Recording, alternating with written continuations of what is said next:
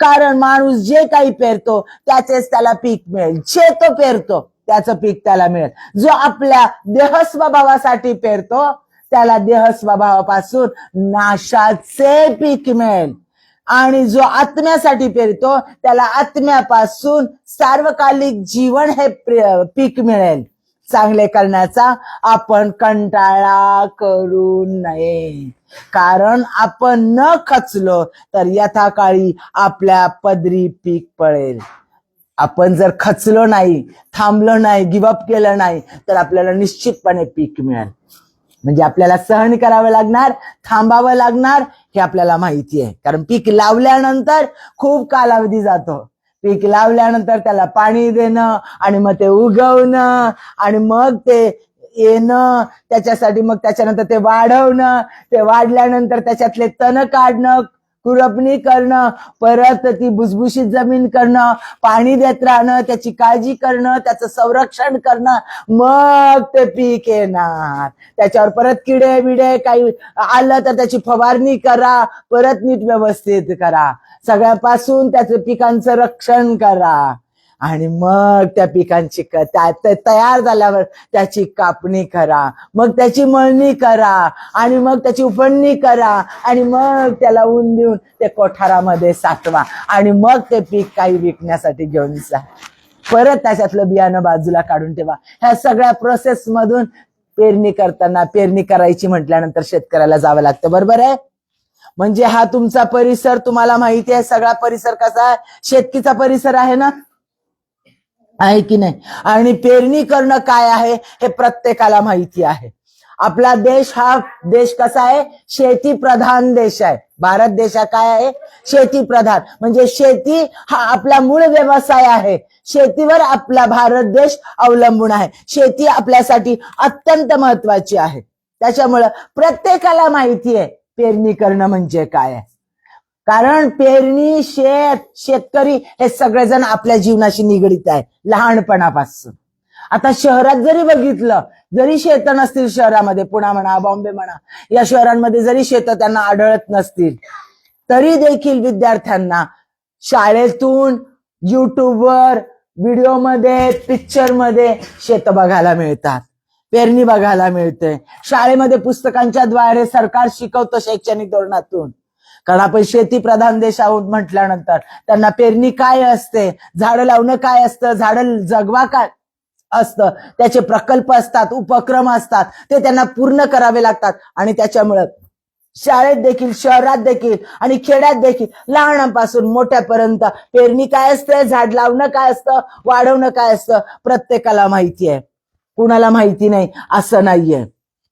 आणि प्रत्येकाला माहितीये जे आम्ही पेरतो, जे आम्ही लावतो तेच उगवतं, वेगळं नाही उगवत. आंब्याचं झाड, आंब्याची कोय घेतली वाळवलेली आणि ती आम्ही पेरली तर आंब्याचं झाड उगवणार, जांभळाचं झाड उगवणार नाही. मिरच्यांच्या बिया पेरल्या तर मिरच्यांचीच रोपं येणार आणि त्याला मिरच्याच लागणार. कांदा पेरला तर कांद्याचीच पात येणार, त्याला कांद्याचंच बियाणं येणार आणि कांदाच आपल्याला प्राप्त होणार आहे. जे काही आम्ही पेरू तेच उगवलं जातं हे प्रत्येकाला माहिती आहे. जे लावलं जातं तेच येणार आहे, दुसरं भलतं येणार नाही. कारलं लावलं, अहो मी कारलं लावलं काय सांगायचं. एका कारल्याच्या वेलीला आंबे लागले, एका कारल्याच्या वेलीला जांभळं लागले, एका कारल्याच्या वेलीला भोपळे लागले. होईल का? वेड्यात काढतील तुम्हाला. अरे लवकर वेड्याच्या हॉस्पिटलमध्ये घेऊन जा म्हणतील. बरोबर आहे? असं होऊच शकत नाही. म्हणजे जे काही तुम्ही बियाणं पेराल ते आणि तेच उगवणार हे सत्य आहे. हे कधीच बदलू शकत नाही, कधीच बदलू शकत नाही. मग बायबलचं वचन आम्हाला, आता आम्ही वाचलेलं, आम्हाला काय सांगतंय? आमच्या जीवनातील, आमचं जीवन देखील ही जणू काय जमीन आहे आमचं जीवनमध्ये, आणि त्या जीवनामध्ये आम्ही जे काही आमच्या जीवनामध्ये लहानपणापासून तर आतापर्यंत आमचं जीवन जे जगलेलं आहे त्याच्यामध्ये आम्ही जे काही पेरतो तेच आम्हाला पुढे मिळणार आहे. जे काही आम्ही आता करतो, आमची कृती म्हणजे पेरणं आहे, आमचं वागणं म्हणजे पेरणं आहे, आणि ते जे काही आम्ही वागतो करतो तेच पुढे आम्हाला मिळणार आहे. परत आपण गलती करास पत्र्याचा 6 अध्याय 7 आणि 9 वाचूया. फसू नका, देवाचा उपवास व्हायचा नाही. फसू नका, असं विचार करू नका मी हे पेरलं आणि दुसरंच उगवल. नाही नाही नाही नाही नाही, फसू नका, देवाचा उपवास व्हायचा नाही. कारण कारण कारण माणूस जे पेरतो त्याचेच त्याला पीक मिळेल. बायबल सांगतं, देवाचं वचन आहे, जो आपल्या देह स्वभावासाठी, देह स्वभाव काय आहे ते मी शिकवणार आहे. जो देह स्वभावासाठी पेरतो त्याला देह स्वभावापासून देह स्वभावाचंच पीक मिळेल, आणि जो आत्म्यासाठी पेरतो त्याला आत्मस्वभावापासून सार्वकालिक जीवन हे पीक मिळेल. म्हणून चांगले करण्याचे थांबू नका, कंटाळा करू नका, कारण आपण न खचलो तर यथाकाळी आपल्या पदरी पीक पडेल, चांगलं ते मिळेल. चांगलं पेरलं, थांबू नका. लक्षात घ्या, देह स्वभावाप्रमाणे जर तुम्ही पेरत असाल तर देह स्वभावाप्रमाणेच तुमच्या पदरी पीक मिळणार आहे. स्पष्ट देवाचा आत्मा सांगतो, फसू नका, फसू नका. आम्हाला खूप वेळेला वाटतं मी कसंही वागलं, काही केलं, कोणतीही गोष्ट केली, मला काही फरक पडत नाही. माझं खानदान, माझे लोक, माझे नातेवाईक, माझा पैसा, माझं शिक्षण, माझं सौंदर्य, आमची बँक बॅलन्स, आमची जमीन, आमचं हे, आमचं ते, माझा चांगला स्वभाव आणि माझं गोड बोलणं आणि माझी बुद्धिमत्ता, माझे मोठे मोठे पोलीस लोक ओळखीचे, मोठे मोठे गुंड लोक ओळखीचे आहेत, माझा बँक बॅलन्स भरपूर आहे, भक्कम लोकांचा सपोर्ट मला आहे. मग माझ्याकडून काही जरी चूक झाली तर हे लोक मला सावरायला माझ्या संगती आहे. मला बॅकअप खूप भारी आहे, मला सपोर्ट करणारे लोक खूप भारी आहेत. काही झाली, मी काही जरी केलं तर याच्यातून कोण ना कोण मला बाहेर काढणारच, मला काही होऊ शकत नाही. अरे कोण माझं काही बिघडू शकत नाही. अहो माझे लोक खूप जबरदस्त आहे. अहो माझा नवरा खूप भक्कम आहे. अहो माझ्या नवऱ्याकडचे लोक कसले डेंजर आहेत. अहो माझ्या बायकोकडचे लोक खूप डेंजर आहेत, कसले भक्कम आहेत. आमचे लोकच, आमचे नातेवाईक, आमचे मित्रमंडळ आणि यांचा खूप आम्हाला साथ आहे. आम्ही काही केलं तर कशातूनही आम्ही बाहेर येऊ शकतो. आमच्या मोठमोठ्या ओळखी आहेत, आमचं सेटिंग खूप भारी आहे, आमचं सेटिंग खूप क्लास आहे. तुम्हाला काय माहिती, काय तुम्ही आम्ही कोण आहे ते माहिती नाही तुम्हाला. असे लोक बोलतात, असे लोक म्हणतात आणि त्याप्रमाणे नको त्या चुका करत जातात. पण ही सगळी सैतानाने केलेली फसवणूक आहे, ही सगळी सैतानाने केलेली फसवणूक आहे. कारण देवाचं वचन स्पष्ट आणि स्पष्ट सांगतं, तुम्ही जे काही पेराल तेच उगवणार आहे. जे काही तुम्ही कराल तेच तुमच्या पदरी पडणार आहे, तेच तुम्हाला भरावं लागणार आहे. देह स्वभावाप्रमाणे तुम्ही पेरत असाल. आता आपल्याला बघून घ्यायचा देह स्वभाव. देह स्वभावाप्रमाणे पेरणं म्हणजे काय? देह स्वभावाप्रमाणे आम्ही पेरतो म्हणजे आमच्या वासना, आमचा राग, आमचा द्वेष, आमचा तिरस्कार, आमचा बळेजापणा, आमची घमंड, आमचा मीपणा, आमचं मी मी मी मी करणं, स्वतःला श्रेष्ठ समजणं, इतरांना तुच्छ लेखणं, तुसडेपणाने बाजूला करणं, याच्या चुनक्यात त्याला लावणं, त्याच्या चुनक्यात त्याला लावणं, इकडची चुगली तिकडं, तिकडची चुगली तिकडं, याची निंदा त्याची निंदा, ह्याला खाली पाडायचा प्रयत्न, त्याला खाली पाडायचा प्रयत्न करणं, ह्याची बदनामी कर, त्याची बदनामी कर, याला काम लागलं तर त्याचं काम कसं जाईल त्यासाठी प्रयत्न कर, याच्या घरात बरबराट आली तर त्यांच्या घरात भांडणं कशी लागतील त्याच्यासाठी प्रयत्न कर. सुना सासूमध्ये भांडणं लावणं, नांदेमध्ये आणि भावजेमध्ये भांडणं लावणं, नवरा बायकोमध्ये भांडणं लावणं, सासू सासऱ्यांमध्ये भांडणं लावणं, आईमध्ये मुलामध्ये भांडणं लावणं. आम्ही जे काही देह स्वभावाप्रमाणे पेरतो ह्या गोष्टी सहज दिवसामध्ये आमच्यामध्ये घडून जातात. माझ्या प्रियांनो, मला ती अशी बोलली का, अगो ती तुझ्याबद्दल अशी का अशी बोलली का, तिचं काय बोलायचं, हिम्मत कशी झाली तिची बोलायची, तिचं खानदान माहितीये का, तिनं काय चुका केल्या माहितीये का, तिचे तर असे लफडे होते, तिनं तर हे केलं होतं आणि तो माझ्याबद्दल असा बोलला का. त्याला तर लाज वाटते का माझ्याबद्दल असं बोलायला? अहो त्याने काय केलंय माहितीये का तुम्हाला? अहो त्याची बाप कसा होता माहितीये का? त्याची आई कशी होती माहितीये का? त्याची बायको कशी वागते माहितीये का? त्याची पोरगी कशी काय करते माहितीये का? अहो त्याच्या पोराने काय केलं माहितीये का?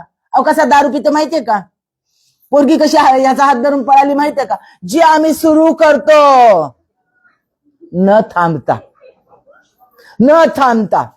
का? तर ते माझ्याबद्दल एवढं बोलले. हा आमचा देह स्वभाव, ही आमची घमेंड. मी आणि माझ्याबद्दल बोलले, मी आणि मला पाडण्याचा प्रयत्न केला, मी आणि मला उद्ध्वस्त करायचा प्रयत्न केला, मी आणि माझ्याबद्दल वाईट वाईट बोललं जातं. मग काय? मग मी बाकीच्यांना धुवून काढणार. मग मी बाकीच्यांचे सगळे पाये मुळे खोदून काढणार. सगळे त्यांचे उकिरडे उखडणार. सगळा त्यांचा पास सगळ्यात जन जाहीर करणार. हा आला देह स्वभाव. हा आला देह स्वभाव. होय का? माझी सासू माझ्याबद्दल असं बोलत होती, बघतेच. मग मी तिचं ऐकणार नाही, मग जेवण नीट करणार नाही, मग तिच्या संधी माझं बोलणं कमी होणार आणि मग नवऱ्याला चुनक्या लावणार. तुमची आई अशी बोलली, तुमची आई अशी वागती, तुमच्या आईने मला हे असं केलं, मग तुमच्या आईला मी हेच आवडत नाही. हा आमचा देह स्वभाव. कामावर देखील माझं ऐकलं नाही का? मग मी ह्याला काढून टाकल, मग मी ह्याच्यावर घाणेरडे आरोप टाकल, मग मी ह्याचं असं वाईट करल, मी त्याचं वाईट करल. माझ्यामध्ये सत्ता आहे, माझ्यामध्ये पैसा आहे, मी पाहिजे ते करल. मी पाहिजे त्याला माझ्या बाजूने बोलायला लावल, पाहिजे त्याला मी ह्याच्या विरोधात करल, त्याच्या विरोधात करल, मी पाहिजे त्या गोष्टी करल. ही जुलूम, जबरदस्ती, हे सूड घेणं, हे त्रास देणं, हे रागानं वागणं, ह्या सगळ्या गोष्टी देह स्वभाव आहेत प्रियांनो. देह स्वभाव आहे. अहो त्यांनी आमचं वाईट केलं, मग आम्ही काय शांत बसायचं का? अहो ते आमच्याबद्दल असे बोलले, मग आम्ही काय शांत बसायचं का? अहो त्यानं मला अशा पद्धतीने बोललं, मग त्यांना काय वाटलं? मी काही बागड्या भरल्यात का? अहो मी काय शांत बसणार आहे का? अहो खरा मर्द आहे मी, मग मी काय शांत बसणार नाही. मी त्यांची उतरवल, मग मी हे असं करल, मग मी तसं करल. कारण की सूड घ्यायला आम्ही जातो आणि बायबलचं वचन सांगतं, सूड घेणं माझ्याकडे आहे, तुमचं युद्ध मी लढणार आहे. माझ्या प्रियांनो, आमचा हा देह स्वभाव. आम्ही आमचं कारण देवाकडे सांगायला जात नाही. आम्ही काय करतो? आमच्या देह स्वभावाप्रमाणे पेरतो. ही आमची पेरणी आहे. दुसऱ्यांचं वाईट करणं, दुसऱ्यांना त्रास देणं, ही आमची पेरणी आहे. निंदा करणं ही आमची पेरणी आहे. देह स्वभावाप्रमाणे राग करणं. बोलू नका माझी अशी, मला नाही आवडत तुम्ही.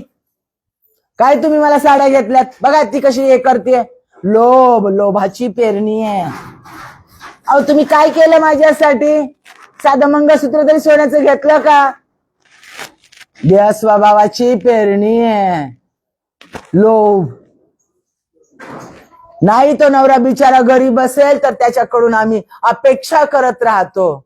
त्याला भरीस पाडतो चुकीच्या गोष्टी करण्यासाठी, दुसरीकडून चोरीमारी करण्यासाठी भरीस पाडतो. ही आमची देह स्वभावाची पेरणी झाली. माझ्या प्रियांनो, आमच्या देह स्वभावाप्रमाणे आम्ही क्रोध, राग, द्वेष, तिरस्कार, मत्सर, वासना शरीराच्या. अरे काय तुम्हाला जवळ येऊ देत नाही? 10 पोरी पडल्यात, 10 माणसं पडले, 10 बायका पडल्यात. ही सगळी वाईट वासना, देहाची वासना, हे सगळं सैतानापासून आहे. आणि जो देह स्वभावाप्रमाणे पेरतो ते देह स्वभावाप्रमाणे त्याचं उगवतच. त्यांना ती भरणी कापणी करावीच लागते. देवाचं वचन आहे आणि देवाचं वचन कधीच बदलत नाही. जे तुम्ही पेराल. फार तोऱ्यात माझ्या सासूला लग्न करून आले ना, फार तोऱ्यात वागत होती माझ्या संगती. काय घमेंड, काय गर्व. नवरा म्हणजे तिचा पोरगा तिच्या मुठीत. माझा नवरा सगळं तिचं ऐकायचा, सगळेजण तिचं ऐकायचे, राणीसारखी राहायची. आता झाली म्हातारी, आता माझ्या ताब्यात आली. आता मी तिच्याकडे बघते, आता मी तिला कशी करते बघा. ओ ऐकायचं नाही तुमच्या आईचं, पाठवा तिला तुमच्या दुसऱ्या भावाकडं. मी नाही सांभाळणार, नाही राहिली पाहिजे ती आपल्या घरात, नाही तर कोणी सांभाळलं तर वृद्धाश्रमात मी टाकणार, नाही तर घरातून चिडचिड चिडचिड करून तिला खायला प्यायला देणार नाही, तिला तरसू देणार. माझ्या प्रियांनो, आज पेरणी करत आहात तुम्ही, हीच कापणी अजून 20 वर्षांनी तुम्हाला मिळणार आहे. 20 वर्षांनी तुमचं पोटचं लेकरू तुमच्या संगती तेच वागणार आहे, तेच पेरणी तुम्हाला मिळणार आहे, तेच तुम्हाला भोगावं लागणार आहे. आज आईवडिलांना त्रास देत आहात का? तरुण मुलींनो, लहान मुलींनो, मुलांनो, कान देऊ ऐका. आज आम्ही आमच्या वडिलांना काय केलंच माझ्यासाठी, बघा त्या पोरांचं कसं शिक्षण करतात, बघा त्या पोरींना कसं मोठमोठ्या कॉलेजमध्ये पाठवलं, काय केलंय तुम्ही? जन्म दिलाय मला, काही उपकार केले का? मी जन्म मागितला होता का तुमच्याकडे? काय करून ठेवलं माझ्यासाठी? घरदार करून ठेवलंय, मला गाडी घेतली, मला हे दिलं, मला ते दिलं, मला चांगले ड्रेस घेतले, मला कपडा लिहिता दिला, काय केलं तुम्ही? काही केलं नाही. माझे आई वडील नाही चांगले, माझे आई वडील फार बेकार आहेत, माझ्या आई वडिलांनी सतत राबवलं, माझ्या आई वडिलांनी सतत त्रास दिला. आम्ही आई वडिलांबद्दल आज बोलू, उद्या आमच्या लेकरं आमच्याबद्दल तेच बोलणार, चुकणार नाही, नाही चुकणार, नाही चुकणार. होय, मी ह्या गोष्टी केलेल्या आहेत, मला माहितीये. सगळ्या माझ्या मैत्रिणी सुखात आनंदात पाहिजे त्या आनंद करण्यात असायच्या आणि मी कष्ट करण्यामध्ये गुंतलेली असायची, बायबल वाचनामध्ये, प्रार्थनेमध्ये, घरामध्ये मदत करण्यामध्ये. आणि त्यावेळेला माझी उडवायचे, जे माझी उडवायच्या मित्रमैत्रिणी, आज त्यांचं जीवन मी पाहते डोळ्यानं. माझ्या प्रियांनो, जे आई वडिलांना उलट उत्तरं देत होते, आज त्यांची लेकरं त्यांना उलट उत्तरं देतात. आज त्यांची लेकरं त्यांच्या संगती भयानपणे वागतात.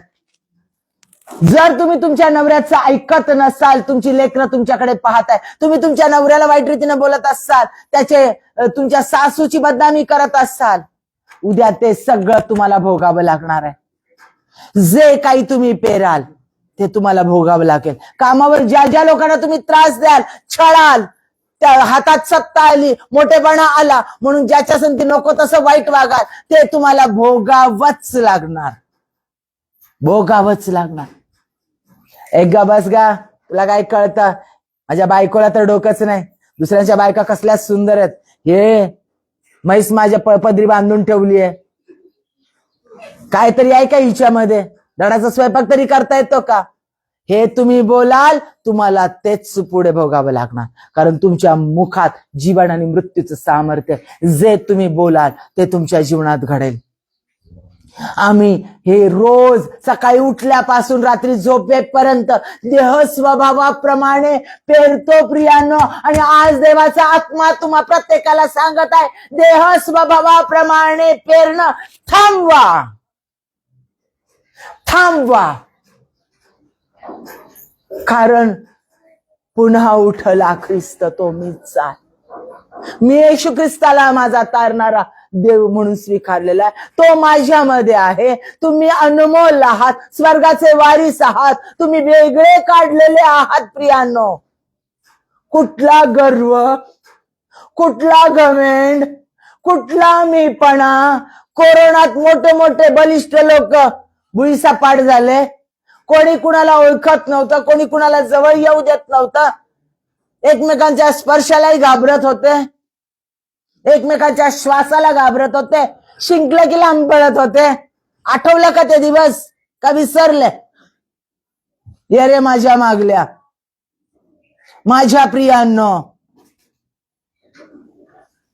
लक्षात ठेवा, आयुष्य वेगानं पळतं, वेगानं पळतं.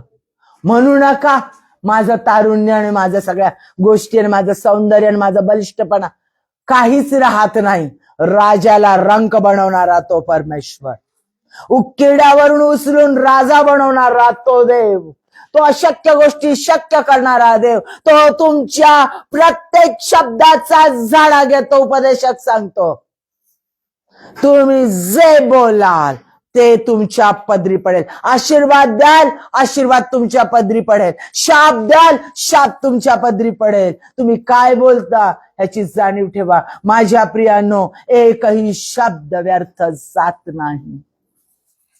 माझी आई लहानपणापासून मला सांगायची, स्मिता, एक एक शब्दाचा झाडा परमेश्वर देईल. तोच शब्द परत तुझ्याकडे दुपटीनं येईल. हा शब्द म्हणजे बी आहे. तू बी पेरतीयस, त्याचं झाड होणार आहे, त्याला भरपूर फळ लागणार आहे आणि भरपूर बिया तुझ्या पदरात पडणार आहे. मग तू बी कोणतं पेरती ते लक्षात ठेव. सतत आणि सतत माझी आई मला शिकवायची, सतत, कधीच विसरत नव्हती. माझ्या प्रियांनो, त्याचा अनुभव मी घेतलेला आहे, त्याचा अनुभव मी घेतलेला आहे. नीतिसूत्र 22:8, जो दुष्कर्मांची पेरणी करतो तो अनर्थाची कापणी करेल. त्याच्या क्रोधाचा सोटा व्यर्थ होईल. लक्षात घ्या, जो दुष्कर्मांची पेरणी करतो त्याला दुःखच मिळेल, अनर्थच मिळेल. कोणतंच त्याचं चांगलं होणार नाही. त्याच्या कडे वाट्याला वाईटच येईल. आता उदाहरण देते मी, योसेफाचं आणि दावीद. 2 उदाहरणं मी तुम्हाला सांगणार आहे, वेळ माझ्याकडे कमी आहे. योसेफाची गोष्ट तुम्हाला सगळ्यांना लहानपणापासून ऐकता माहितीये, पास्टरांनी पण सांगितले असेल, तरी मी आता थोडक्यात सांगते. योसेफ याकोबाचा मुलगा होता आणि याकोबाचे जे 11 भाऊ होते, योसेफाचे 11 भाऊ होते. ते 11 भाऊ त्याचा द्वेष करत होते, कारण योसेफ हा बापाचा लाडका होता. त्याला ड्रीम म्हणजे विजन्स मिळत होते, ड्रीम्स पडत होते आणि त्याला स्वप्न पडलेलं होतं. आणि त्या स्वप्नामध्ये त्याला कळलेलं होतं, सांगितलेलं होतं की सूर्यचंद्र तुला नमन करतील आणि तुझे भाऊपद म्हणजे ज्या 11 पेंड्या, त्या 11 पेंड्या तुला नमन करत आहेत आणि सूर्यचंद्र पण तुला नमन करत आहेत आणि तारेनं तुला नमन करत आहेत. म्हणजे ह्याच्यावरून त्याचे भाऊ आणि त्याचे आई वडील त्याला नमन करत आहेत. त्याच्या भावांनी धमकावलं, वडिलांनी त्याला धमकावलं होतं, परंतु ते स्वप्न त्यानं तसंच हृदयात ठेवलेलं. तर परमेश्वराला त्याला माहिती होतं, देव जे बोलतो, जे सांगतो ते तो करणार आहे. त्याचा विश्वास परमेश्वरावर होता. माझ्या प्रियांनो, त्याचा विश्वास परमेश्वरावर होता, विश्वास परमेश्वरावर होता. माझ्या प्रियांनो, त्याला परमेश्वराने हे जे ड्रीम दिलं, त्याच्यानंतर त्याच्या भावांनी त्याचा द्वेष केला आणि ज्या वेळेला रानात त्यांना भाकरी देण्यासाठी, चांगलं करण्यासाठी गेला, त्यांना रानात अरण्यामध्ये जे गुरं चारत असते होते, त्यावेळेला त्या अरण्यात, त्या वाळवंटात तो त्यांच्यासाठी भाकरी घेऊन गेला. लक्षात घ्या, चांगलं करण्यासाठी गेला. त्यांनी त्याचा झगा जो बापाने दिलेला होता तो फाडला, रक्तात बुचकळला, बापाला दाखवलं आणि त्याला खड्ड्यामध्ये टाकलं होतं. त्याला ते मारून टाकत होते, परंतु त्याच्या एका भावाने त्याला वाचवलं आणि त्यांनी एका परराष्ट्रीयांना विकून टाकलं. परराष्ट्रीय लोकांना विकल्यानंतर ज्या घरात तो गेला त्या पोटिफरनी त्याला विकत घेतलं. पोटिफर या माणसाने, त्याच्या बायकोने त्याला विकत घेतलं. तो त्यांच्या घरामध्ये काम करत असताना परमेश्वराने तिथं भरभराट दिली. बघा, तो परक्या देशात गेला, लाडका बापाचा लाडका, आई बाप भावंड यांच्यापासून तुटला गेला. स्वतःच रक्ताचं नातं भाऊ त्यांनी बाजूला टाकलं, त्याला नाश झाला म्हणून डिक्लेअर केलं, तो मेला म्हणून डिक्लेअर केलं आणि तो परदेशात विकला गेला, जो परत कधीच येणार नाही. माझ्या प्रियांनो, तो परदेशात विकला गेला, तो परत कधीच येणार नाही. म्हणून पोटिफरने त्याच्या बायकोने त्याला विकत घेतलं आणि तो चांगला तिथं काम करत असताना पोटिफरच्या बायकोची त्याच्यावर वासना झाली. तो त्यांची मदत करत होता, त्यांच्यासाठी कष्ट करत होता. त्या पोटिफरचा त्याच्यावर विश्वास होता आणि त्या बायकोने सांगितलं, माझ्याकडे येऊन झोप, आणि वाईट कुकर्म करायला लावला. त्यानं ते संरक्षण केलं त्याच्या बायकोचं. स्वतः तिला सांगितलं, मी या गोष्ट करू शकत नाही आणि तिला सावध केलं, असं करू नको पाप. आणि त्याचा भरणा पडला. तिने त्याच्यावर रेपचा आळ टाकला, माझ्यावर बलात्कार केला म्हणून आळ टाकला, त्याला कैदेत टाकण्यात आलं. माझ्या प्रियानो, काय वाटत असेल त्यावेळेला त्याला, मी चांगलं करायला जातो, माझ्या पदरी काय येतं? अवहेलना, नाश, दुष्टाई, मारहाण, फेकून देणं, खड्ड्यात टाकणं, दुसऱ्याला विकणं. त्या घरात कष्ट केलं, त्यांचं चांगलं केलं. त्यांनी त्या साहेबाचं, जो पोटिफर आहे, त्याच्या बायकोला सांभाळण्याचा प्रयत्न केला. तिनं माझ्यावर बलात्काराचा टाकून कैदेत टाकलं. त्या कैदेमध्ये त्याला किती बदनाम केलं, अरे बलात्कारी बलात्कारी बलात्कारी म्हणून त्याच्याकडे किती वाईट रीतीने सगळे लोक बघत असतील. अशा परिस्थितीमध्ये परमेश्वराच्या वचनावर त्याचा विश्वास होता. 17 वर्षांनी ते वचन पूर्ण झालं. त्या ठिकाणी आले दोघ जण, ते पॅलेदार आणि तो बेकर्स म्हणजे अन्न भाकर बनवणारा आचारी. आणि हे त्यांच्या स्वप्नाचा अर्थ त्याने सांगितला आणि वाचलेला पॅलेदार त्याने स्वप्नाचा अर्थ देखील तो विसरून गेला. त्याने सांगितलं होतं की राजाला सांगून, माझ्याविषयी सांगून मला ह्याच्यातून कैदेतून बाहेर काढ. तोही त्याला विसरला. चांगलं केल्याचं वाईट त्याच्या पदरी केलं, पण तो चांगलं करणं थांबला नाही. आणि 17 वर्षाने फारोच्या स्वप्नाचा अर्थ सांगण्यासाठी म्हणून त्याला बाहेर काढण्यात आलं. आणि फारो संगती त्याची भेट झाली. राजाने पाहिलं, स्वप्नाचा अर्थ सांगितला आणि सगळं काही त्याच्या हातामध्ये देऊन टाकलं. सगळं त्याच्या हातात दिलं. फारो नामधारी अधिकारी राहिला. सगळी सत्ता, फारोची सगळी सत्ता पूर्ण त्या देशावर त्याची झाली, योसेफाची. आणि त्याचे आई वडील, त्याचे भावंड दुष्काळाने मरायला लागल्यानंतर त्याच्या जवळ आले, त्याला अधीन झाले. त्याने त्यांचा सूड घेतला नाही. तशा परिस्थितीत परत त्याने त्यांचं चांगलं केलं. माझ्या प्रियांनो, चांगलं करणं त्यानं सोडलं नाही. तो पेरत राहिला चांगलं, त्याच्या वाटेला चांगलं मिळालं.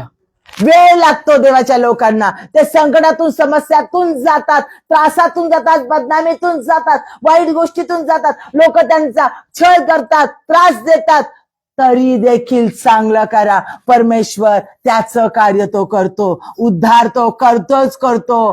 तो म्हणतो, आपण म्हणतो विलंब लागतो, पण तो आमची त्या विलंबामध्ये तयारी करतो. तुम्ही कोणत्याही वाईट परिस्थितीतून जात असाल, म्हणू नका कधी होईल, केव्हा होईल, का होईल, का कसं, किती काय मी सहन करावं. शांत राहा. चांगलं करणं थांबू नका. म्हणू नका किती चांगलं केलं तर वाईटच होता हो. नाही, माझ्या प्रियांनो, जे तुम्ही पेराल त्याच्या काही पटीनं अधिक तुम्हाला मिळणारच मिळणार. पण सावध राहा, तुम्ही काय पेरता त्याच्याकडे. परत आता दाविदाचं आणि शाऊलाचं उदाहरण मी तुम्हाला सांगत आहे. दावीद राणामध्ये गुरं चालत असताना शमूएलाच्या द्वारे त्याचा अभिषेक करण्यात आला. दावीद हा परमेश्वराने दिलेला राजा आणि शाऊल हा इस्रायलचा मनुष्यांनी मागितलेला राजा. दोघांचा अभिषेक शमूएल या संदेष्टाने केला, देवाचा अभिषिक्त. आणि दोघांचा राज्याभिषेक करताना देवाचा आत्मा दोघांवरही उतरून आलेला होता. लक्षात घ्या, शाऊलाने आपली स्वतःची मुलगी दाविदाला दिली, म्हणजे शाऊल दाविदाचा सासरा झाला. पण ज्या वेळेला त्याला काय लक्षात आलं की देवाचं सामर्थ्य ह्याच्यावर आहे, दाविदाने सांगितलं नाही राजा म्हणून माझा ऑलरेडी अभिषेक झालेला आहे. दाविदाने मोठेपणा सांगितला नाही. तो नम्र राहिला, देवाचं स्तवन करत राहिला आणि शाऊलाला मदत करत राहिला. शाऊलाला दुष्टाईचा आत्मा ज्या वेळेला सतावीत असे, त्यातला दुष्टाईचा आत्मा याच्या स्तवनाने, दाविदाच्या स्तवनाने निघून जात असे. लक्षात घ्या, दावीद देवाचा अभिषिक्त दास होता. हा शाऊल, त्याला सैतानाचा आत्मा पछाडत असे. त्यांनी ईर्ष्या, दाविदाला पुढे राजा होईल, सगळे दाविदाचं स्तवन करतात, सगळ्यांना दावीद पाहिजे म्हणून दाविदाला पाडण्याचा त्याने प्रयत्न केला. दाविदाच्या पाठीमागे शाऊल हात धुवून लागला. लक्षात घ्या, शाऊल सत्ताधारी होता, अधिकार शाऊलाकडे होता. लोक शाऊलाला नमत होते, कारण ज्याच्याकडे पैसा, अधिकार, सत्ता, प्रॉपर्टी त्याच्यासमोर भले भले नमतात. विसरू नका, भले भले नमतात. सगळे लोक त्याच्या समोर नमत होते. दावीद वन फिरत होता त्याच्यावर देवाचा अभिषेक आणि परमेश्वराचा पवित्र आत्मा त्याच्यामध्ये. लक्षात घ्या, शाऊल त्याला मारून टाकण्यासाठी कंटिन्युअसली त्याच्या सतत त्याच्या पाठीमागं हात धुवून लागला होता. सैन्य घेऊन त्याच्या पाठीमागे लागला होता. दाविदाकडे सैन्य नव्हतं, दाविदाकडे अधिकार नव्हता, दाविदाकडे सत्ता नव्हती, दाविदाकडे पैसा नव्हता. माझ्या प्रियांनो, सगळे सत्ताधारी लोक त्या शाऊल जो राजा होता त्याला तो पिसाळून त्या दाविदाचा नाश करायला, मारून टाकायला टपलेला होता. ते बाकीचे जे लोक त्याच्या अधीन होते त्या लोकांना तो काय सांगत असेल? शाऊल, दावीद वाईट आहे, दाविदाला मारून टाकायचा आहे, दाविदाच्या मागे लागा, त्याचा नाश करा, तो मला नको आहे, तो पुढे राजा होऊ पाहणार आहे. आणि म्हणून शाऊल दाविदाच्या मागे लागलेला होता. सगळे लोक काय बदनामी करले, अहो राजाधिराज आपला शाऊल आपला राजा आहे आणि तो त्या दाविदाच्या मागे लागलेला आहे, दाविदाला मारून टाकलाय. दाविदच वाईट असणार आहे काय? त्या दाविदात चांगला असणार आहे? दावीद वाईटच असणार आहे. जावई असून देखील त्या दाविदाला तो मारून टाकतो, म्हणजे दाविदातच खोट असणार आहे, दाविदातच दोष असणार आहे. सगळे लोक त्याला शाऊलाचं ऐकून मारायला टपलेले होते. परंतु परमेश्वराने शाऊलाच्या हातात दाविदाला दिलं नाही. दावीद एकटा होता.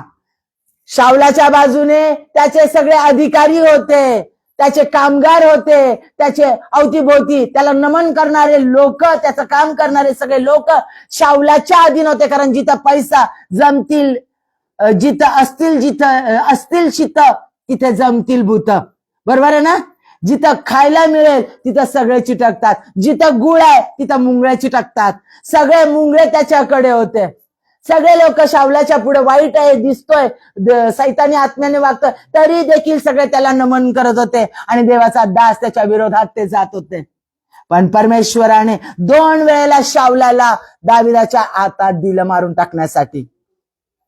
झोपलेला असताना 2 वेळेला. पण दाविदानं शाऊलाचा घात केला नाही. त्यानं चांगलं केलं. शाऊलाला वाचवण्यासाठी त्याने प्रयत्न केला, त्याच्यातली अशुद्ध शक्ती काढण्यासाठी, पलस्टी लोकांपासून शाऊलाचा बचाव करण्यासाठी पलस्टी लोकांच्या विरोधात लढला आणि शाऊलाचा बचाव केला. परत ज्या वेळेला 2 वेळेला देवाने त्याच्या हातामध्ये झोपलेला असताना शाऊल दिला मारून टाकण्यासाठी, दाविदानं शाऊलाचा वध केला नाही. त्याला वाचवलं, कारण तो देवाचा अभिषिक्त दास आहे म्हणून. लक्षात घ्या, त्यानं चांगलं केलं. परमेश्वरानं त्याला चांगलं दिलं. 22 वर्षानंतर 25 वर्षानंतर दाविदाच्या हातामध्ये सत्ता आली. शाऊलाचा नाश झाला. शाऊलाचा नाश झाला. लक्षात घ्या, शाऊलाने वाईट पेरलं, त्याला वाईटच मिळालं. शाऊलानं वाईट पेरलं, तो मरण पावला. त्याची सत्ता गेली, तो राजा राहिला नाही, तो मरण पावला. प्लस त्याची लेकरं देखील मरण पावली. योनाथान देखील एवढा चांगला होता, तो देखील मरण पावला. चांगला पुत्र असताना देखील या शापामुळं शाऊलानं वाईट केलं म्हणून त्याचं पोरग देखील योनाथान मेलं. आणि जो योनाथानाचा पोरगा होता तो देखील अपंग आणि वेडसर होता. लक्षात घ्या माझ्या प्रियांनो, जो स्वतःला कुत्रा म्हणून घेत असे त्याचा नातू शाऊलाचा. आणि दाविदाच्या वंशात येशू ख्रिस्ताचा जन्म झाला. दाविदाचा राजा आपण म्हणतो, परमेश्वर स्वतः म्हणतो, देवादिदेव म्हणतो, दावीद माझ्या मनाजोगा पुरुष. त्यानं चांगलं पेरलं, त्याला चांगलं मिळालं. लक्षात घ्या, त्यानं चांगलं पेरलं. चांगलं पेरत असताना अतिशय त्रास होतो माझ्या प्रियांनो. चांगलं पेरणं साधी गोष्ट नाहीये. दुसऱ्यांचं चांगलं करणं सहज नाहीये. कारण ज्याचं चांगलं करायला जातो ते लोक आमच्यावर उलटतात, ते लोक आमची बदनामी करतात, ते लोक आमच्या विरोधात उभे राहतात, ते आमचा वाईट फायदा घेतात. तरी देखील चांगलं करणं थांबवू नका. तरी देखील तेच तुमच्यावर उलटतील, तेच तुमची बदनामी करतील. चांगले स्वतःला धार्मिक म्हणणारे लोक देखील, ज्यांचं तुम्ही चांगलं करायला जातात, ज्यांना तुम्ही मदत करायला जाल, ते लोक तुमचे कालांतरानं वाईट बोलतील, तुमच्याबद्दल वाईट बदनामी करतील, तुमची निंदा करतील. म्हणून थांबू नका. देवाचा आत्मा सांगत आहे, थांबू नका, चांगलं करत राहा. अहो काय हे लोक, हे काय खाऊ घातलं, ए पा असं केलं, आय पा तुम्ही तसं केलं, बघा आता ते तुमच्यावर कसे उलटले. होय, उलटतील. येशू ख्रिस्ताच्या बाबतीत तेच करण्यात आलंय. येशू ख्रिस्त मानवासाठी या जगात आला. ज्या मनुष्याला त्यानं निर्माण केलं त्यांच्यासाठी आला, त्याच लोकांसाठी आला. त्या लोकांसाठी त्यानं 30 वर्षाच्या नंतर कार्य सुरू केलं. अनेक लोकांना त्यांनी 4000 लोकांना, 5000 लोकांना खाऊ घातलं. कंटिन्युअसली त्या लोकांसाठी फिरला. त्यांना देवाच्या राज्याची घोषणा केली. त्यांचे आंधळ्यांना बरं केलं, बहिऱ्यांना बरं केलं, लंगडे लुळे पांगडे यांना बरं केलं. जे त्याला स्पर्श करत असे ते बरे होत असे. तो ज्यांना स्पर्श करत असे ते बरे होत होते. मार्क मध्ये सांगितलेलं आहे 6 अध्याय आणि 56 वचनामध्ये. लोकांना तो आरोग्य देत होता, तो वादळ शमवत होता, भूते काढत होता, कुष्ठरोग्यांना तो बरं करत होता. सगळ्यात चांगलं तेच त्यानं केलं माझ्या प्रियांनो. आणि लोकांनी काय केलं, याला क्रुसावर द्या.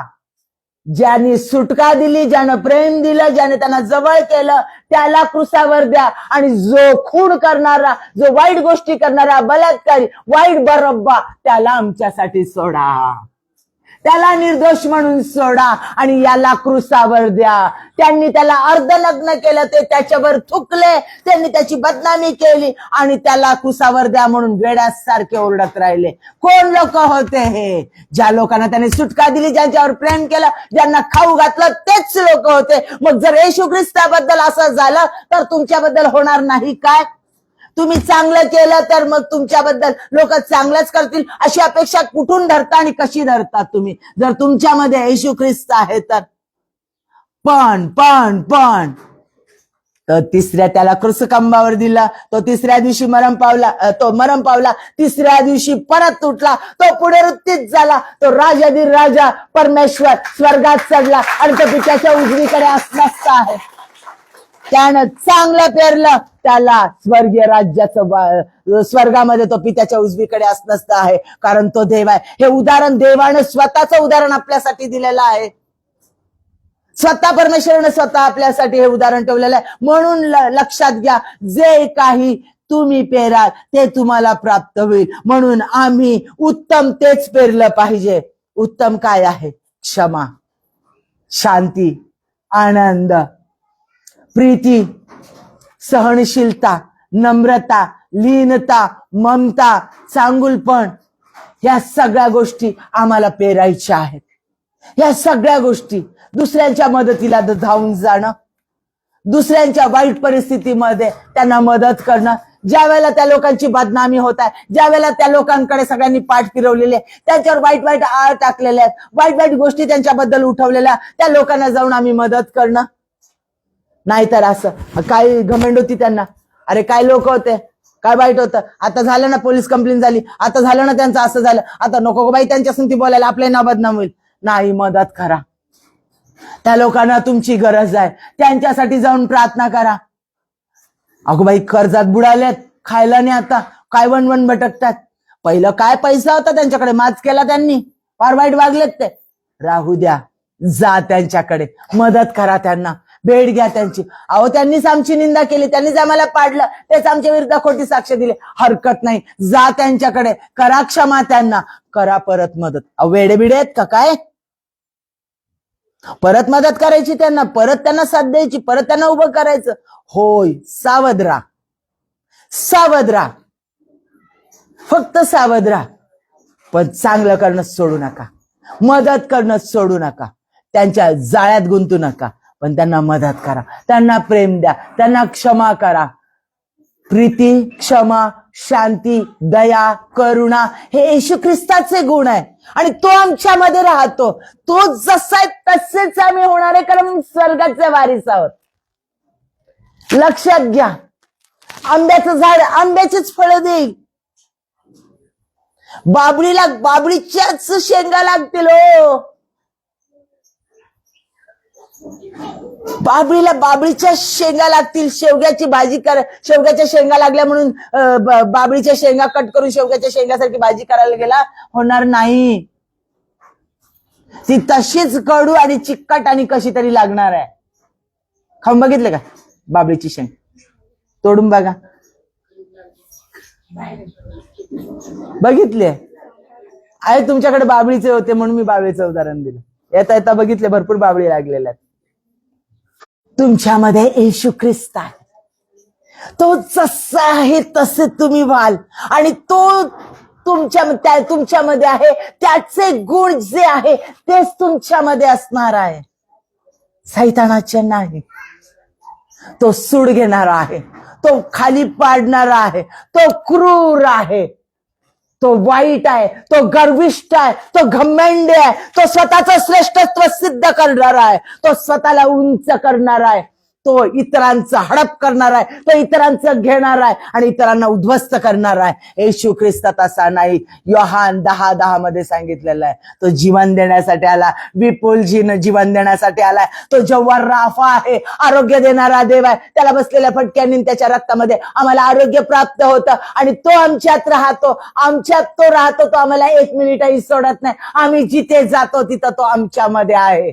कुठेही आम्ही जाऊ द्या, येशू ख्रिस्त आमच्यामध्ये आहे. मग जेव्हा राफा आमच्यात आहे, तर येशूच्या नावात आम्ही ज्या लोकांसाठी प्रार्थना करू त्या लोकांना आरोग्य प्राप्त होईल. ज्या लोकांवर हात ठेवू त्या लोकांना आरोग्य प्राप्त होईल. कारण हे बायबल, देवाचं वचन, याच्यामध्ये येशू ख्रिस्त स्पष्ट सांगतो, जे मी केलं त्यापेक्षाही अधिक तुम्ही कराल. जसा मी आहे तसे तुम्ही व्हाल. आणि विश्वासानं. विश्वासाशिवाय परमेश्वराला कोणी संतोष देऊ शकत नाही. विश्वासानं तुम्ही प्रार्थना कराल, तेच तुमच्या बाबतीत घडेल. माझ्या प्रियांनो, जो देव माझ्यामध्ये, तोच तुमच्यामध्ये, तोच तुमच्या पास्टरमध्ये, तोच तुमच्यामध्ये, तोच जॉयस मेयर मध्ये, तोच मोठमोठ्या देवाच्या संदेष्टांमध्ये जे चमत्कार करतात, असे मोठे देवाचे सेवक आहे, त्यांच्यामध्ये तोच येशू ख्रिस्त आहे. जो एवढा येशू ख्रिस्त तुमच्यात, तेवढा येशू ख्रिस्त याच्यात नाही. तसं होऊ शकत. येशू ख्रिस्त पूर्णपणे त्याचं सर्व सामर्थ्य तुमच्यात आहे. तो आरोग्य देणारा देव आहे, तो शांती देणारा देव आहे, तो तुमच्यामध्ये आहे. तो परिस्थिती बदलवणारा परमेश्वर येशू ख्रिस्त आहे, तो तुमच्यामध्ये आहे. तो प्रॉस्पेरिटी देणारा देव आहे, तो तुमच्यामध्ये आहे. माझ्या प्रियांनो, तो संपत्ती, धन आणि वैभव प्राप्त करून देणारा देव, तो सौंदर्य प्राप्त करून देणारा देव, तो तुमच्यामध्ये आहे. आणि तो तुमच्यामध्ये आहे तर तुम्हाला कोणत्या गोष्टीची कमतरता पडू शकत नाही. तुमच्या विरोधात कोणी उभं राहू शकत नाही. म्हणून त्यानं वचन दिलं, यशया याचा 43वा अध्याय, तुम्ही माझ्या दृष्टीने अनमोल आहात. का अनमोल आहेत? कारण राजाधिराज परमेश्वर तुमच्यात राहतो. कारण त्याची धार्मिकता तुमच्यामध्ये आहे. कारण तुम्ही स्वर्गाचे वारीस आहात. कारण तुम्हाला अधिकार देण्यात आला. येशूच्या नावात जे काही तुम्ही बांधा ते स्वर्गात बांधलं जाईल. येशूच्या नावात जे काही तुम्ही मोकळं कराल ते स्वर्गात मोकळं केलं जाईल. एवढा अधिकार तुम्हाला दिलेला आहे. तुम्ही अधिकारी आहात, स्वर्गाचे वारीस आहात. माझ्या प्रियांनो, तुम्ही साधारण नाही, ह्याची जाणीव करा. आणि म्हणून तुम्ही जे जे पेराल ते ते उगवणार आहे. सावध राहा, तुम्ही काय पेरत आहात. तुम्हाला लोकांसाठी कार्य करायचं आहे, लोकांसाठी उत्तम ते पेरायचं आहे. क्षमा कराल, तुम्ही आशीर्वादित व्हाल. तुमच्यासाठी क्षमा केली जाईल. वैऱ्यांना क्षमा करा, इतरांना मदत करा, परमेश्वर तुम्हाला मदत करेल. सरळ हाताने इतरांना द्या, तुम्हाला दिलं जाईल. लक्षात घ्या, तुम्ही काय पेरणी करता, जे तुम्ही पेराल ते तुम्हाला प्राप्त होईल. चांगलं पेराल तर तुम्हाला चांगलं प्राप्त होईल. तुम्ही वाईट पेराल तर ते तुम्हाला वाईट प्राप्त होईल. तुम्ही काय पेरतात? सेकंड करंथी, दुसरे करंथीकारास पत्र याचा 9वा अध्याय 6वं वचन, हे ध्यानात घ्या की जो हात राखून पेरतो तो त्याच मानाने कापणी करेल, आणि जो सरळ हाताने पेरतो तो त्याच मानाने कापणी करेल. इयोब याचा 4था अध्याय 8वं वचन, माझ्या पाहण्यात तर असे आले आहे की जो अधर्माची नांगरणी करतात व दुःखाची पेरणी करतात ते तशीच कापणी करणार आहेत. तुम्ही काय कराल? दुःखाची आणि अपयशाची, अधर्माची, दुष्कर्माची पेरणी करत असाल, नांगरणी करत असाल, तुम्हाला तेच प्राप्त होणार आहे. तेच तुम्ही प्राप्त कराल. तुम्ही जर सरळ हातानं दुसऱ्यांना, इतरांना देत असाल, मदत करत असाल, देवाचं अर्पण, चर्चमध्ये आणलेलं अर्पण, मंदिरात आणलेलं अर्पण, जर आमचा दशमांश आम्ही पूर्णपणे गच्च भरून आणि नियमितपणे जर देत असू तर आम्हाला तो त्याच्या 100 पटीने मिळणार आहे. 100 पटीने मिळणार आहे. मी ह्याचं उदाहरण आहे माझ्या प्रियांनो. तुम्ही कशी पेरणी करतात? आम्हाला सांगितलंय आमच्या मिळकतीचा 10वा हिस्सा, 10वा हिस्सा म्हणजे बरोबर एक्झॅक्ट 10वा हिस्सा नाही, दर आठवड्याला 500-500 रुपये टाकेल नाही. ते तुमचं अर्पण, दशमांश नाही. तुमचा पगार जर 20,000 असेल तर तुमचा दशमांश 2,000 गेलाच पाहिजे. चर्चमध्ये आमचा जातो का? आमचा आठवड्याला मिळतो ओ पास्टर, आठवड्याला मग आम्हाला 1,000 रुपये मिळतील तर त्यातले 100 रुपये आमच्या चर्चमध्ये गेलेच पाहिजे. बरं, आम्ही अर्पण चर्चमध्ये दान अर्पण टाकतो ते वेगळं. माझ्या प्रियांनो, मी अतिशय वाईट परिस्थितीतून जात असताना माझ्या हातात काहीच नव्हतं, आणि त्यावेळेला मला एका पास्टरने सांगितलं, जेवढे तुझ्या हातात आता 2,000 पडतात ना, 2,000चा 200 रुपये दशमांश दे. मी म्हटलं ठीक आहे पास्टर, आणि गुडघ्यावर गेले आणि परमेश्वराला म्हटलं, परमेश्वर मी काय करू? परमेश्वर म्हटलं नाही, तुझा दशमांश किती, मी अंदाजे सांगते तुम्हाला, तुझा मिळकत किती? 10,000 रुपये ना, मग त्याचा 1,000 रुपये दशमांश राहतो. मग 1,200 रुपये 2,000तले राहतात. होय, नो प्रॉब्लेम. 1,000 रुपये राहतात हातामध्ये. नो प्रॉब्लेम, त्याच्यामध्ये घर चालव. माझ्या प्रियांनो, परमेश्वरानं सगळ्या वाईटातून, सगळ्या त्या परिस्थितीतून मला बाहेर आणलं 1 वर्षाच्या आत. तो अशक्य गोष्ट शक्य करणारा देव आहे. तो तुम्हाला परीक्षेतून नेतो, जाऊ देतो. तो परीक्षा आणत नाही. सैतान परीक्षा तुमच्यावर आणतो. नेहमी कायम लक्षात ठेवा. येशू ख्रिस्ताची परीक्षा सैतानाने पाहिली, योबाची परीक्षा सैतानाने पाहिली. परमेश्वर आमची परीक्षा पाहत नाही. परमेश्वर आम्हाला परीक्षेतून जाऊ देतो. ज्यावेळेला सैतान आमच्यावर परीक्षा आणतो, तो आम्हाला जाऊ देतो त्याच्यातून, आणि तो आम्हाला विजय देतो, कारण तो विजयाचा देव आहे. त्यासाठी ज्यांना गरज आहे त्यांच्यासाठी ज्यावेळेला आम्ही पेरणी करतो, आम्हाला त्याच्यापेक्षा कैक पटीनं अधिक मिळतं. निराधार आहेत, अनाथ आहेत, दुःखी आहेत, टाकलेले आहेत, सोडलेले आहेत, त्यांना आधार द्या, त्यांना प्रेम द्या, त्यांच्या संगती, त्यांना साथ द्या. परमेश्वर तुम्हाला बहुत करून देईल. पण केव्हा, कसं? आपल्या बायकोला घेऊन जा. अरे ते अनाथ आहेत, अरे ती विधवा आहे, तिला नवऱ्याने टाकलं, अरे ते सोडलेले, तिला मी मदत करायला गेलो होतो घरी, चुकीच्या गोष्टी होतील. बायकोला घेतल्याशिवाय कुठेही मदत करायला जाऊ नका. लक्षात ठेवा, नाही तर चुकीच्या गोष्टी करा. काही कारण नका सांगू.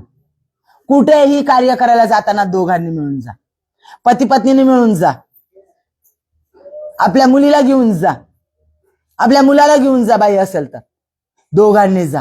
कुणालाही मदत करताना, कुणालाही साथ देताना दोघे दोघे जा. आजचं जग फार भयंकर आहे, फार भयान गोष्टी घडत आहेत.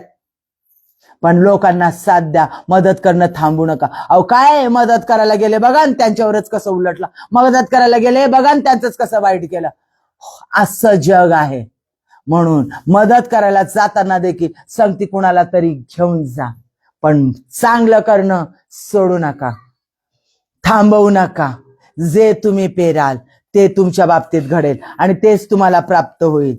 लूक याचा 6वा अध्याय 38वे वचन, द्या म्हणजे दिले जाईल, चांगले माप दाबून, हलवून व शीग भरून तुमच्या पदरी घालतील, कारण ज्या मापाने तुम्ही मापून द्याल त्याच मापाने तुम्हाला मापून देण्यात येईल. पहिले थेसलोनिकरास पत्राचा 3रा अध्याय 13वे वचन, तुम्ही तर बंधूंनो बरे करताना खचूच नका. म्हणजे खचून जाऊ नका, बरं करणं थांबवू नका, दुसऱ्यांचं चांगलं करणं थांबवू नका. जो तुडवला जात आहे, ज्याला कोणाचा आधार नाही, ज्याच्या विरोधात सगळे उठलेले आहेत, त्यांना जाऊन मदत करा. परमेश्वर तुमच्या संगती राहील आणि परमेश्वर तुम्हाला अधिक करून देईल. हॉस्पिटलमध्ये आहेत, जाऊन त्यांना भेट द्या, प्रार्थना करा, परमेश्वर तुम्हाला आरोग्य प्राप्त करून देईल. जे अडचणीत आहेत त्यांना जाऊन जेवण प्राप्त करून द्या, त्यांची भेट घ्या, परमेश्वर तुम्हाला त्यापेक्षाही अधिक देईल. जे व्यसनात आहेत, वाईट मार्गात आहेत, त्यांना त्याच्यातून बाहेर काढा, प्रार्थना करा, त्यांच्यासाठी अश्रू घाला. परमेश्वर तुम्हाला, तुमची लेकरं व्यसनाच्या अधीन राहणार नाही. तुमची लेकरं वाईट गोष्टीतून बाहेर येतील आणि तुमच्या लेकरांना यश प्राप्त होईल. अपयशातून ते बाहेर येतील. चांगलं करा, त्याच्या कैक पटीनं तुम्हाला अधिक मिळेल. तुम्ही 1 दाणा पेरला तर तुम्हाला मूठभर दाणे प्राप्त होतील. तुम्ही मूठभर पेरलं तर तुम्हाला वाटीभर प्राप्त होईल. तुम्ही वाटीभर पेरलं तर तुम्हाला परात भरून प्राप्त होईल. परात भरून पेरलं, पोत्यांनी तुम्ही घरामध्ये साठवाल. जेवढं तुम्ही पेराल त्याच्या कैक पटीनं तुम्हाला मिळेल. माझ्या प्रियानो, तुम्ही 1 पटीने दिलं, 100 पटीनं परमेश्वर तुम्हाला देईल. 1000 पटीने दिलं तर लाखो पटीनं परमेश्वर तुम्हाला परत देईल. पण चांगलं करणं थांबवू नका. देवाचा आत्मा सांगत आहे आणि त्यासाठी तुमची निवड आहे. त्याच्यासाठी तुम्ही येशू ख्रिस्ताचा स्वीकार केलेला आहात. त्याच्यासाठी येशू ख्रिस्त तुमच्यामध्ये राहतो, कारण त्यानं त्याच्यासारखं तुम्हाला बनवलेलं आहे. आपले डोळे बंद करूया, डोळे बंद करूया आणि ज्याला गुडघ्यावर येता येईल त्यानं गुडघ्यावर या आणि पूर्ण समर्पण करा. परमेश्वर घे आज मला तुझ्या हातात. मी चांगलं करणं थांबवणार नाही. बोलू नका कोणी कुणाशी बोलू नका. ज्याला गुडघ्यावर येता येईल त्यांनी गुडघ्यावर या. आपले समर्पण करा, पूर्ण समर्पित व्हा. आपले हात वरती करा, पूर्ण समर्पण करा. लहान असू दे, मोठे असू दे, डोळे बंद करा, डोळे बंद करा.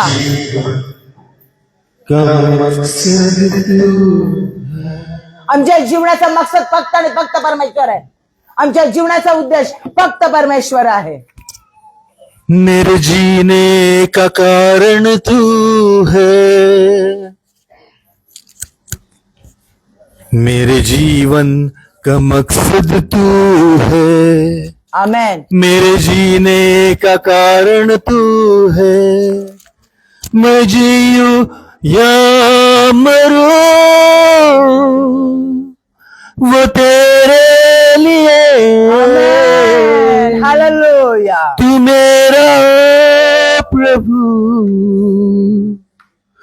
मेरे जीवन का मकसद तू है, मेरे जीने का कारण तू है।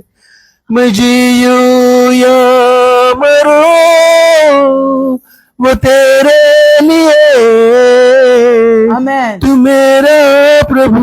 आज वचन द्या परमेश्वराला, तुझ्यासाठीच मी जगेल. पिछला सब भूल जे कर जुनं झालं ते सगळं मैं विसरून जा. आगे दौड़ा चलूं, आमेन आमेन. जो मेरे लिए धन था उसको मैं त्याग दूं। पिछला सब भूल कर आमेन। मैं आगे दौड़ा चलूं, आमेन। जो मेरे लिए धन था उसको मैं त्याग दूं, कि मैं पाऊं उससे पुरस्कार। दौड़ा मैं जाऊं हालेलुया।